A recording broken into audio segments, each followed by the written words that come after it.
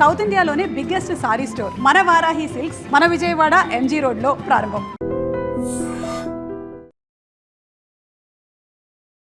సాధారణంగా పిల్లలకి ఏదైనా గనక చిన్నపాటి సమస్య వచ్చినా తల్లిదండ్రులు విలవిలలాడిపోతారు, తల్లడిల్లిపోతారు.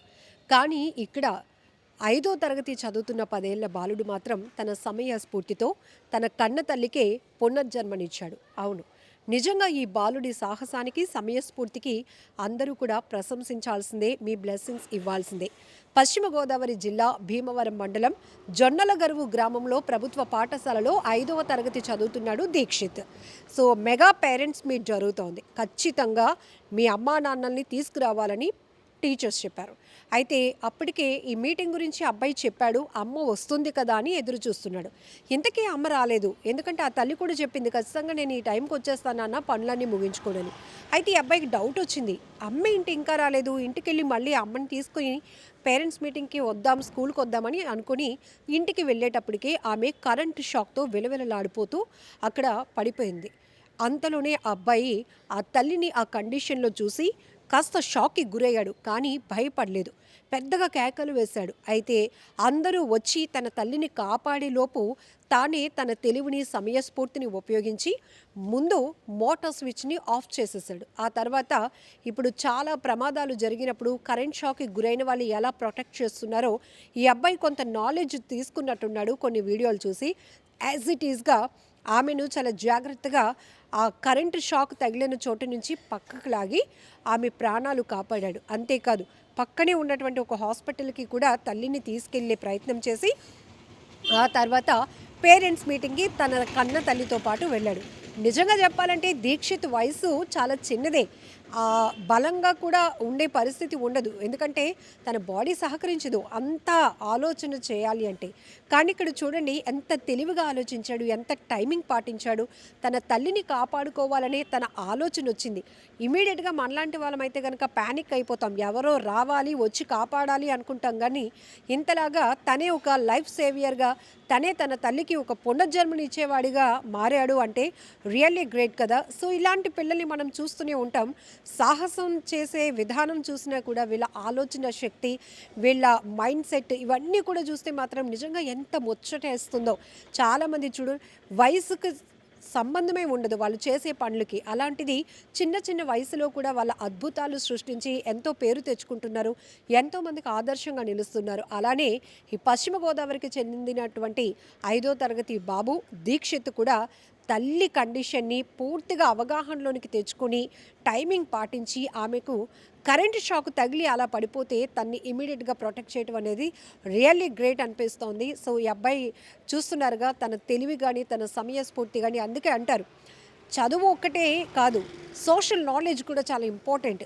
ప్రమాదాలు జరిగినప్పుడు ప్రమాదాన్ని గుర్తించే ఆ కాన్సెప్ట్ కానీ ఆ నాలెడ్జ్ కానీ ఉన్నప్పుడు అదే కదా మనకు కావాల్సింది. జనరల్గా ఒక డాక్టర్ అయితేనే ఇప్పుడు ఆమెను కాపాడగలరు. కానీ ఒక బిడ్డే తల్లిని కాపాడే పొజిషన్కి వెళ్ళాడంటే తనకి ఎంత సోషల్ నాలెడ్జ్ ఉందో కూడా మనం అర్థం చేసుకోవచ్చు.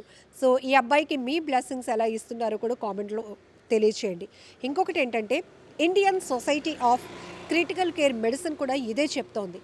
సో పెద్ద ఎత్తున విద్యార్థి దశ నుంచే సిపిఆర్ సిస్టమ్ని ఎలా తీసుకురావాలి, సో ఏంటంటే ఒక స్టాండర్డ్స్, సినర్జీ పాటించడం, సేఫ్టీ ఎట్లా పాటించాలి, ముందు ఎవరైనా ఒకవేళ అపస్మారక స్థితిలోనికి వెళ్ళిపోతే హార్ట్ అటాక్లు, కార్డియాక్ అరెస్ట్లు, ఇంకో ప్రమాదాల వల్ల అలా ఉన్నట్టుండి కుప్పకూలిపోతే కనుక ఇమీడియట్గా పిల్లలైనా కూడా వాళ్ళని కాపాడి లైఫ్ సేవియర్గా మారొచ్చు.